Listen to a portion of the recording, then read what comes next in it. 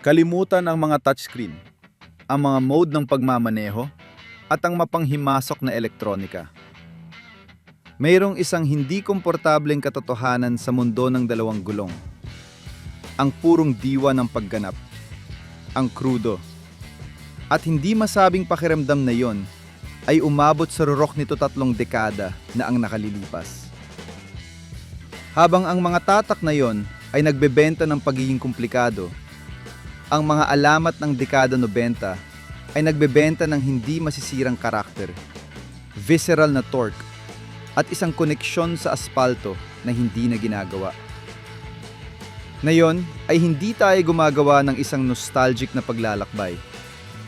Gumagawa tayo ng isang gawa ng mechanical na katarungan. Bilangin natin ang pabalik ang 14 na motor ng dekada 90 na. Sa mismong araw na ito, ay kayang hiyain ang mga modernong makina sa pamamagitan lamang ng dagundong ng kanilang pagiging tunay. Magsimula na tayo.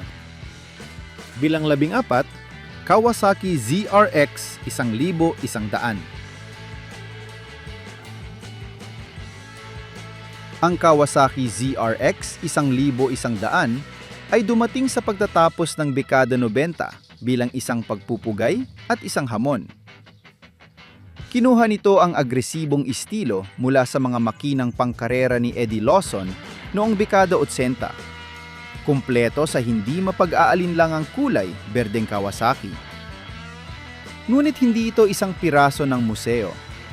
Sa ilalim nito ay tumitibok ang isang 4 na silindro sa linya na may 1,052 sentimetro kubiko na itinuon upang mag-alok ng seryosong lakas sa kalye.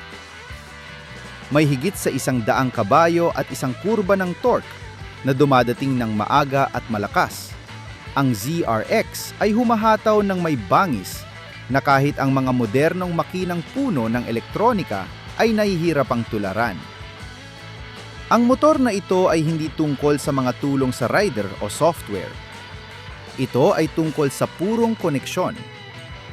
Ang matigas na suspensyon ay nagpapanatili sa chassis na maigting at nakatanim sa mga kurbada, habang ang mga preno sa harap na may 6 na piston ay naglalaman ng lahat ng kapangyarihang iyon ng may awtoridad.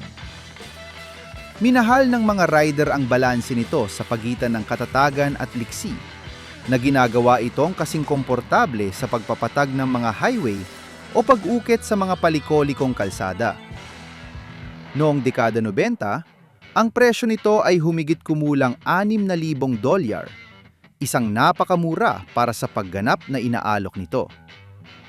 Ngayon, ang mga halimbawang maayos ang pag-aalaga ay ibinebenta sa pagitan ng 4,000 at 8,000, na nag-aalok pa rin ng pambihirang halaga kumpara sa maraming modernong motorsiklo na mas mahal ang halaga at hindi gaanong buhay ang pakiramdam. Ang lahat ng lakas sa mundo ay hindi nagpabago sa katotohanang ito ay nabubuhay at humihinga ng aspalto. Para sa mga rider na ang mga paglalakbay ay lumalampas sa mga grid ng lungsod at sa mga kurba ng bundok, na nangarap ng mga disyerto, gubat at walang hanggang abot tanaw, kinailangan ng isang naiibang uri ng makina.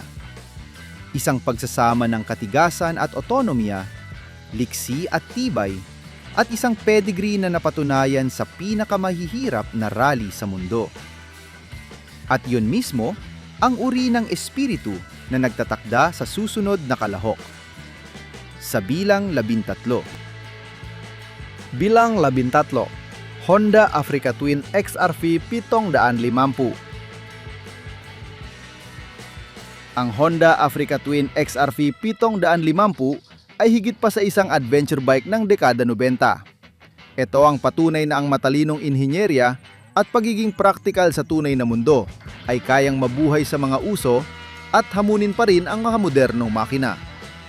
Binuo sa pagitan ng 1,990 at 2,000, ang motor na ito ay mabilis na nagkaroon ng reputasyon sa katigasan at kakayahang umangkop, at patuloy na nag-aalok sa mga paraang hindi kaya ng maraming kasalukuyang adventure bike. Sa puso nito ay matatagpuan ng isang V-twin na pinalalamig ng likido na may 742 cm kubiko na gumagawa ng mahigit 60 kabayo. Maaring hindi yung tunog na nakakalula, ngunit ang pagbigay ng lakas ay banayad, may torque at madaling hulaan na siyang mahalaga sa mahabang paglalakbay o paglihi sa labas ng aspalto. Gamit ang gearbox na may 5 bilis at transmisyon sa pamamagitan ng kadena, ang Africa Twin ay kayang tumawid sa mga highway sa bilis na mahigit 160 kilometro bawat oras at manatili pa ring kontrolado at nagbibigay ng tiwala sa graba o lupa. Ang chassis ay kahanga-hanga rin. Ang mga teleskopikong tinidor sa harap, isang ProLink na setup sa likod at isang balancing kwadro ay nagbigay dito ng tatag sa palikolikong aspalto habang ipinagwawalang bahala ang pang-aabuso sa mga landas. Sa may 400 kilo ng tuyo, nalampasan nito ng malaki ang mga mabibigat na adventure bike ngayon na ginagawa itong mas madaling hawakan sa mga masisikip na sitwasyon.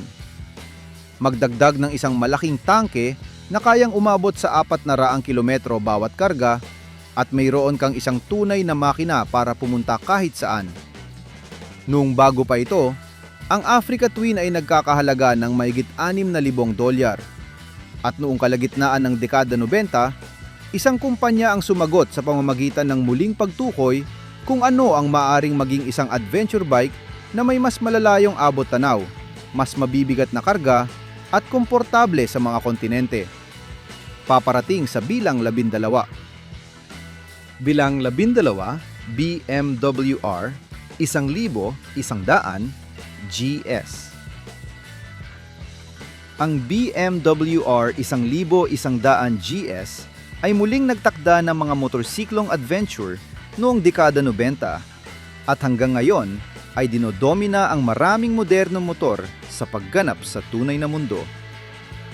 Ipinakilala noong 1973, ito ang unang GS na may flat boxer engine na 1,085 cm kubiko, pinalalamig ng hangin at langis. Pinagsasama ang matatag na lakas sa maalamat na pagiging maasahan. Gumagawa ito ng humigit kumulang 80 kabayo at 72 libra-pie ng torque sa pamamagitan ng transmisyon na kardan at isang gearbox na may 5 bilis. Ang R 1,100 GS ay nagbigay ng banayad at magagamit na lakas sa lahat ng kondisyon. Ang torque sa mababa at katamtamang revolusyon ay nagpadali sa mga landas sa bundok, sa mga palikolikong highway at sa malayuang turismo. Ang boxer engine nito ay naglalabas ng isang natataming dagundong at isang pakiramdam ng throttle na bihirang matularan ng mga modernong makinang puno ng elektronika. Ang makabagong suspensyon ng BMW, tili lever sa harap at para-lever sa likod, ay nagpabuti sa katatagan, nagbawas sa pagkiling sa ilalim ng pagpreno, at nagbigay ng pagmamaneho na nagbibigay ng tiwala. Binabalance ng chassis ang liksi at komportable na nagpapahintulot sa mga rider na harapin ang mga kurbada o takbuhin ang mga kilometro ng may kaginhawaan. Bagaman natapos ang produksyon noong 1999, ang mga ginamit na modelong R 1,100 GS ay nananatiling madaling makuha. Karaniwang may mga presyo sa pagitan ng $2,000 at $5,000 depende sa kondisyon. Ngunit ang susunod na kalahok ay winasak ang mga modernong motor sa isang ganap na naiibang paraan.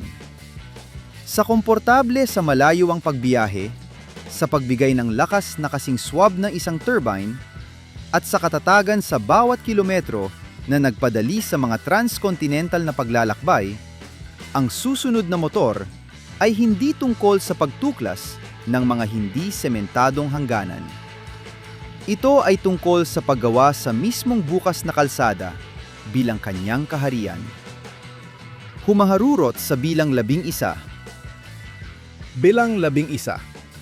Honda ST 1,100 Pan-European. Inilunsad noong 1990 at ginawa hanggang 2002 Ang ST 1100 ay gumawa ng sarili nitong landas sa mundo ng sport touring. Nakaposisyon sa pagitan ng mga demotor na kasing talim ng kumpas at ng mabigat na Goldwing. Nag-aalok ito ng uri ng balanse na pinaghihirapan pa ring mahanap ng mga rider hanggang ngayon. Sa puso nito ay tumitibok ang isang V4 na pinalalamig ng likido na may 70 grado at 1,077 cm3 na gumagawa ng humigit kumulang 100 kabayo sa 850 revolusyon at humigit kumulang 79 na libra-pie ng torque sa 6,000. Ang isang gearbox na may 5 bilis at transmisyon sa pamamagitan ng kardan ay nagpapatakbo sa ST ng banayad at may mababang pagpapanatili. Habang ang kwadro nitong aluminyo at buong karinado ay nagpapanatili rito na matatag kahit kargado ng mga lalagyan at isang pasahero na tumitimbang ng humigit kumulang 330 kilo. Naabot pa rin nito ang pinakamataas na bilis na higit sa 210 kilometro bawat oras, na nagpapatunay na mayroon itong seryosong lakas sa ilalim ng katawan nito. Ang mga huling modelo ay nag-alok pa ng ABS, na nagbibigay sa turismong ito ng dekada 90 ng kapangyarihan sa pagpreno na una sa kanyang panahon. Ngunit habang ang ST 1100 ay nag-aalok ng katatagan at komportable sa malayuang pagbiyahe na walang katumbas, ang laki nito at tahimik na kalikasan ay nangangahulugang hindi ito kailanman naramdamang talagang gutom. Ang mga rider na nagnanais ng mas matatalim na gilid sa isang motor na lalaban pabalik sa kalsada ay naiwang naghahanap. Ang Honda ay mayroon ng sagot na naghihintay sa likod ng mga eksena. Isang makina na hindi lamang nagbabalanse ng pagiging sporty at turismo, kundi umaatake sa bawat kilometro ng may katumpakan na nagpapakaba kahit sa mga modernong motor. Pinatitibay ang bilang 10. Bilang 10, Honda VFR 750. Kung ipinakita ng ST 1100 kung paano madodomina ng Honda ang komportable sa malayong distansya, pinatunayan ng VFR 750 na kaya nilang pagsamahin ang pagiging sporty at turismo sa isang alamat lamang. Binuo mula 1,900 hanggang 1,977, ang RC36 ay naging batayan ng kung ano dapat ang isang sport tour, at marami ang nangangatwiran na winawasak pa rin ito ang mga tinatawag na modernong pagpapabuti. Ang lakas ay nagmumula sa isang V4 na likidong pinalalamig na may 70 grado at 748 cm3 na gumagawa ng humigit kumulang 105 kabayo sa 10,000 revolusyon at humigit kumulang 53 libra-pie ng torque sa 8,000. Ang isang gearbox na may 6 na bilis at transmisyon sa pamamagitan ng kadena ang nagpapanatili rito na nakakaaliw, habang ang kwadro na doble ang biga na aluminyo at ang braso sa likod na nasa isang panig lamang ay nagbigay dito ng matalas na pagmamaneho at hindi mapagkakamalang estilo. Sa timbang na malapit sa 210 kilo ng tuyo, ang VFR ay nananatiling maliksi nang hindi nawawala ang katatagan. At ang pinakamataas na bilis nito sa paligid ng 230 kilometro bawat oras ay nakakatakot para sa panahon nito. Ang nagbukod sa VFR ay hindi lamang ang pagganap. Ito ay ang mga camshaft na pinapatakbo ng mga gear ng Honda na nag-aalok ng walang katapat na pagiging maaasahan at isang banda ng lakas na kasing swab ng seda at diretsyo.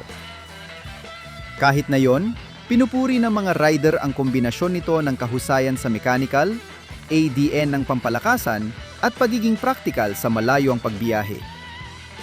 Ngunit gaano man pinasigla ng VFR ang mga rider sa katumpakan at balanse, ang ilan sa pagtatapos ng dekada 90 ay nagnanais ng mas higit pang puwersa, isang nangungunang hayop na kayang kumulog sa mga tuwid na daan at ukitin pa rin ang mga kurbada ng may awtoridad.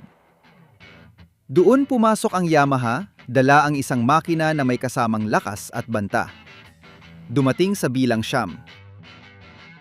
Bilang 9, Yamaha YZF 1000R Thunder Ace. Ang Yamaha Thunder Ace ay nagdala ng ibang mensahe noong 1996.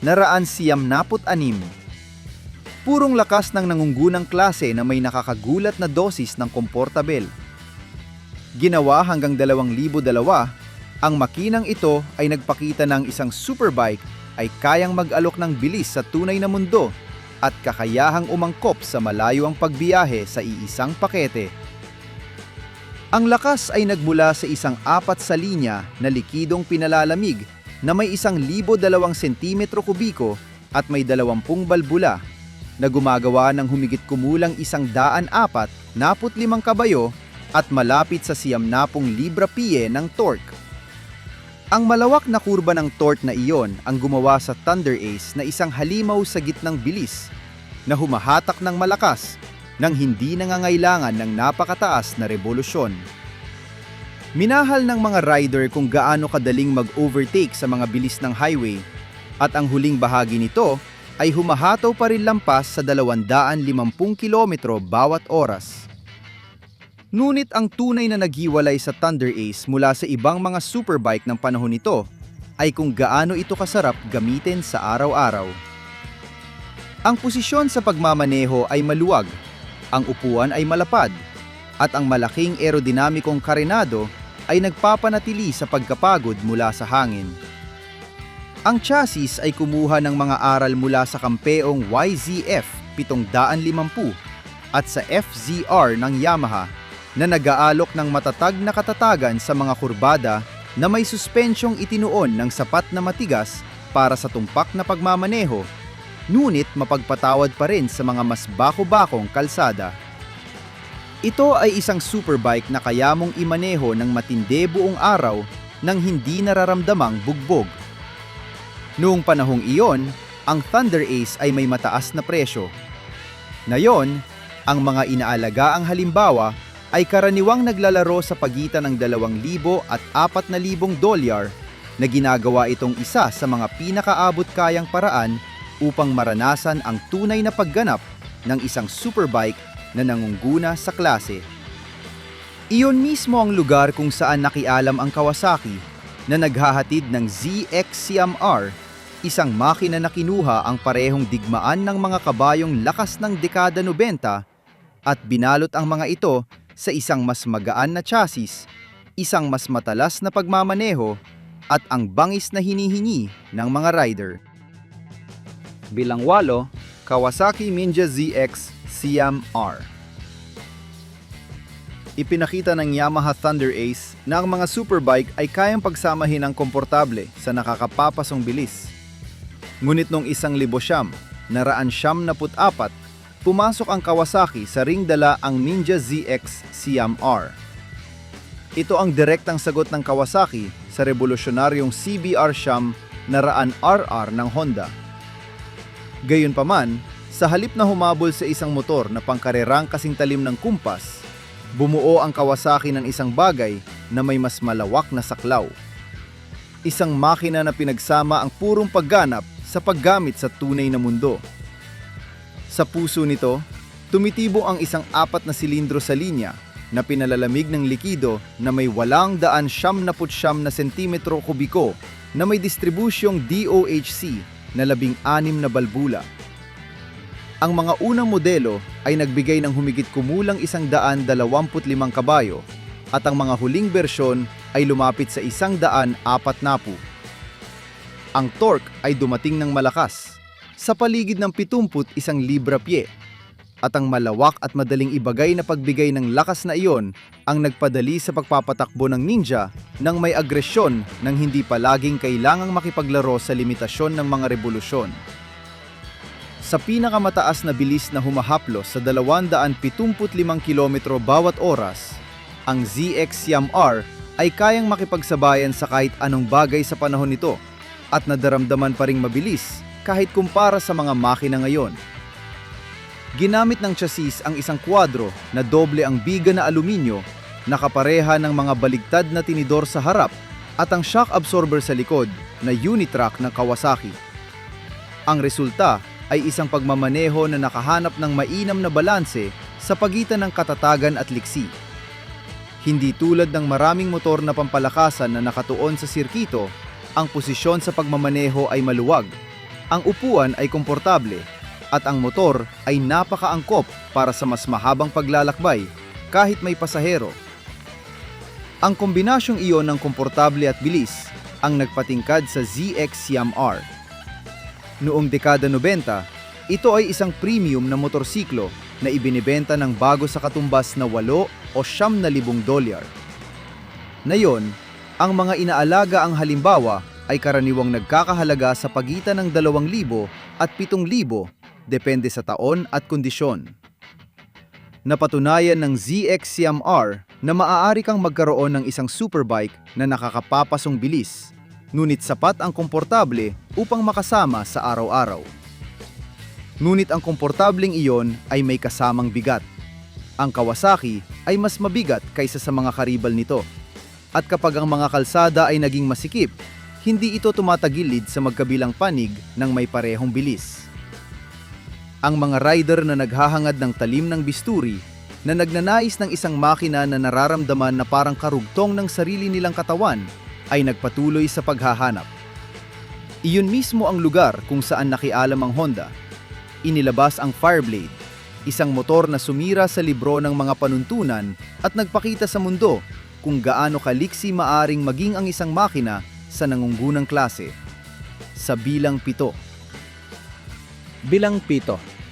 Honda CBR Siam Naraan RR Fireblade. Nanilunsad ng Honda ang orihinal na Fireblade noong simula ng dekada 90. Hindi lamang ito pumasok sa labanan ng mga litro, kundi muling itinakda ang pamantayan. Habang ang mga karibal ay humahabol sa parami mga kabayo, ang Honda ay pumunta sa kabilang direksyon.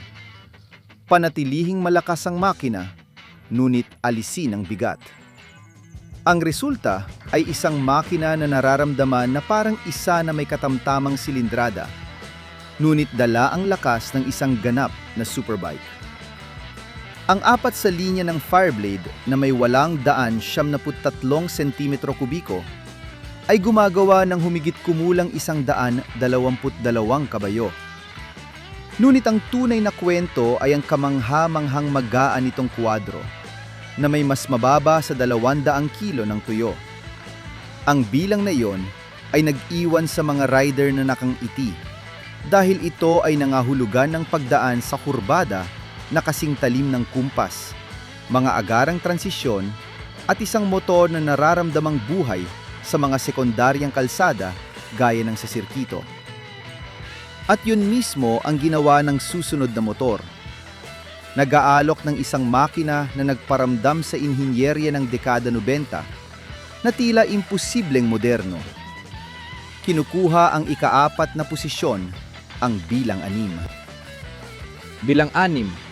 Yamaha YZF-R1. Unang modelo 1,978 hanggang 1,979. Sa unang pagkakataon na buksan mo ang throttle ng Yamaha YZF-R1, ang pakiramdam ay hindi tungkol sa mga numero. Ito ay tungkol sa kawalan ng paniniwala. Ang alulong ng kanyang 4 sa linya ay nararamdamang buhay, na humahatak ng mas malakas at mas mabilis kaysa sa naisip ng mga rider noong pagtatapos ng dekada 90. Ang dahilan kung bakit maalamat ang R1 ay hindi lamang ang makina nito na may 978 cm3 o ang 135 mga hayop nito. Ito ay ang paraan kung paano binalot ng Yamaha ang lakas na yon sa isang kwadro na tumitimbang ng mahigit lamang sa 200 kilo. Ang resulta ay isang motorsiklo na tumutugon ng mas mabilis kaysa sa mismong pag-iisip. Tumagilid sa isang kurbada at uukit ito na parang talim. Ituwid ito at papasabog sa tuwid na daan na tila nawalan na ng kapit ang grabidad. Hindi tulad ng mga modernong motor na pampalakasan na nababalot ng mga elektronikong lambat para sa kaligtasan, Ang orihinal na R1 ay lantad ang mga buko. Walang kontrol sa traksyon, walang mga tulong sa rider. Throttle lamang, gulong at lakas ng loob. Ang purong koneksyon na yon ang dahilan kung bakit naguutos pa rin ito ng respeto hanggang ngayon. Ang ilang mga makina ay naaalala sa kung magkano ang naging halaga nito. Ngunit ang R1 ay naalala sa kung ano ang ibinigay nito. Purong bilis at pakiramdam na walang anumang filter. Kahit ilang dekada na ang lumipas, nananatili itong batayan ng kung ano ang dapat maramdaman sa isang tunay na motor na pampalakasan. Isang motorsiklong napakadominante, napakahirap maabot na sa loob ng halos buong dekada ng 90, hinawakan nito ang iisang titulo na wala ng iba pang makakahamon. Ang pinakamabilis na motor sa produksyon sa buong mundo. Sinisiguro ang bilang 5. Bilang 5, Kawasaki Ninja ZX 11/ZZR 1,100. Bago ang Hayabusa at bago ang Blackbird, ang Kawasaki Ninja ZX11 na kilala sa buong mundo bilang ZZR 1,100 ay ang makina na kinatatakutan ng lahat sa traffic light at iginagalang sa bukas na kalsada. Ipinakilala noong 1,000 naraan siyam napu. Agad ditong inangkin ang titulo ng pinakamabilis na motorsiklo sa produksyon sa planeta. Isang korona na hinawakan nito ng mahigpit sa loob ng 6 na magkakasunod na taon. Kahit na yon, ito ay isang armas ng dekada 90 na kayang magpaili ng ulo sa mga modernong rider dahil sa kawalan ng paniniwala.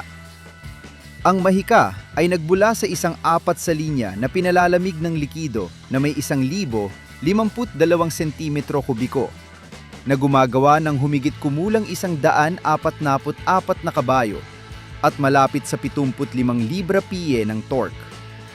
Ang lakas na yon ay nagpapasabog sa ZX11 sa isang napatunayang pinakamataas na bilis na humigit kumulang 280 kilometro bawat oras, na may mga oras sa quarter mile na bumabagsak sa mababang saklaw ng 10 segundo sa mahigit 210 kilometro bawat oras. Inaalok ang lahat ng bagay na wala sa ZX11. Mas banayad, mas matalas, mas matatag, mas mabilis. Nang dumating ito, hindi lamang nito hinamon ang hari, kundi pinatalsik ito sa trono. Sinisindihan ito sa bilang 4. Bilang 4, Honda CBR 1,100 XX Super Blackbird.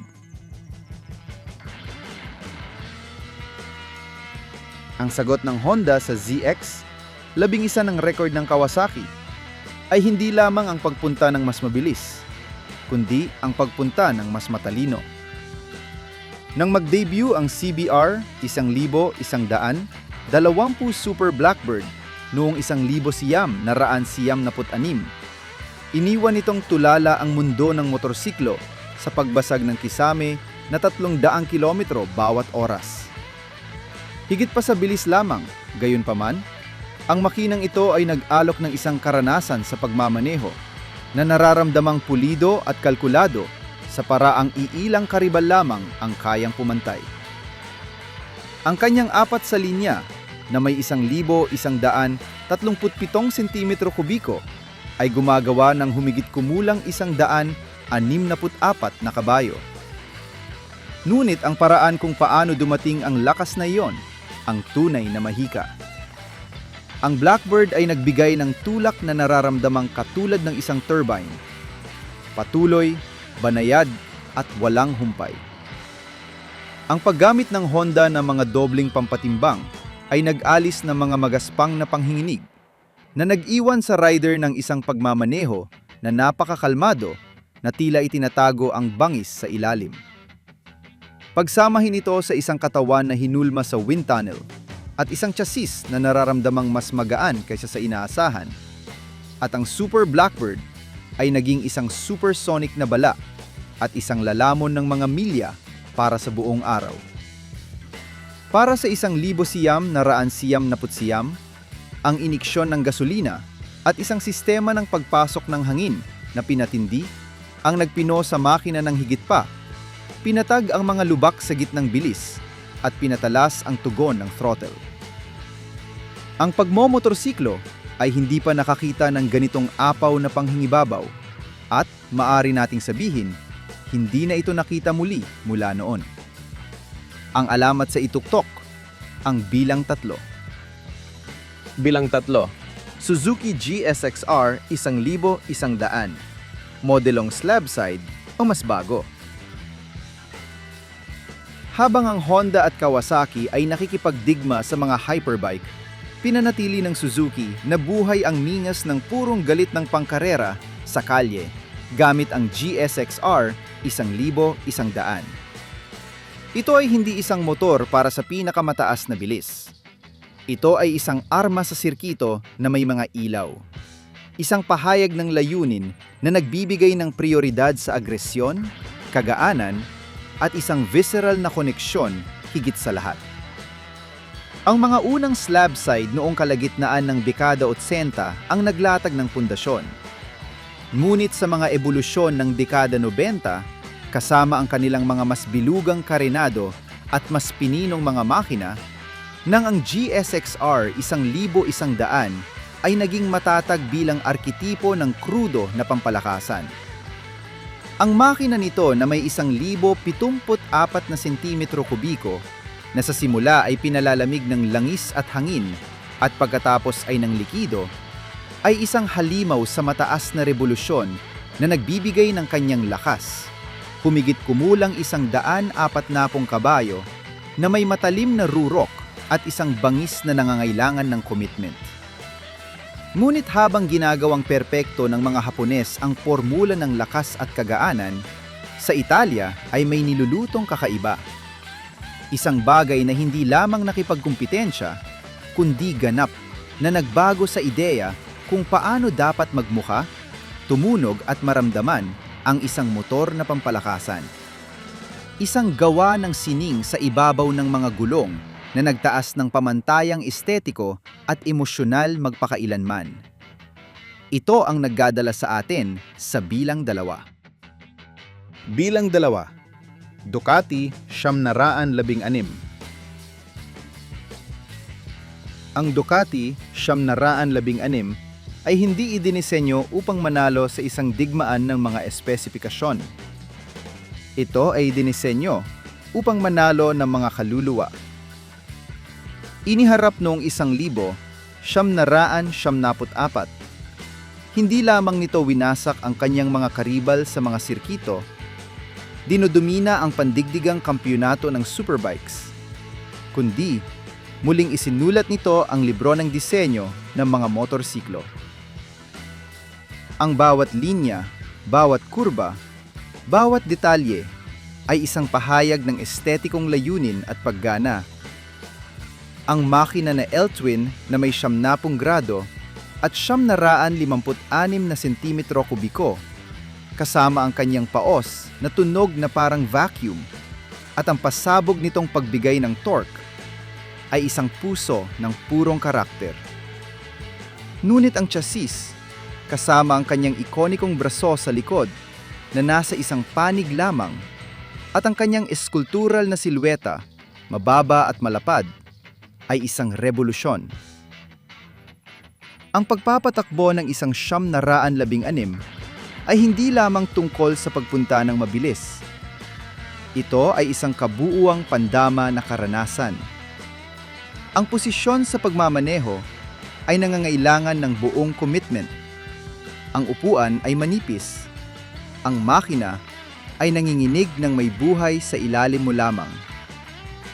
Ito ay mapahanap, mainit at hindi praktikal. At ito ay ganap na perpekto. Napatunayan nito na ang pagganap ay hindi lamang sinusukat sa mga kabayo o oras sa pag-ikot, kundi sa purong emosyon na kaya nitong ihatid.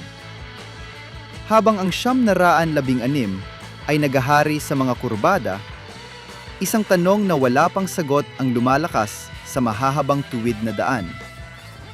Ano ang huling limitasyon? Hanggang saan kaya ng isang motorsiklo sa produksyon? Isang kumpanya lamang ang nangahas na hindi lamang ito itanong, kundi sagutin ito gamit ang isang makina na napakaapaw na nagtapos sa karera para sa pinakamataas na bilis magpakailanman. Ang alamat sa bilang isa. Bilang isa, Suzuki GSX 1300, R Hayabusa, original na modelong 1,000 na raan 99 hanggang 2,000. Nang ibunyag ng Suzuki ang GSX 1300 R Hayabusa noong 1,000 na raan 99, ito ay isang deklarasyon ng digmaan laban sa lahat ng nauna rito. Idinisenyo sa ilalim ng mantra ng pinakamahusay na motor na pampalakasan, ang makinang ito ay pinagsama ang lakas na walang katulad, isang inhinyerya ng katumpakan, at isang aerodinamika na dumadaya sa hangin, sa isang pakete na muling nagtakda kung ano ang kayang makamit ng isang motorsiklo sa produksyon. Pagkalipas ng mga dekada, nananatili itong isang puwersa na kayapang iwanan ang maraming modernong makina. Sa kaibuturan nito, ang Hayabusa ay nagtataglay ng isang makina na may 4 na silindro sa linya na may 1,300 cm3 na bumubuo ng humigit kumulang 172 kabayo at isang kurba ng torque na malawak at madaling hawakan.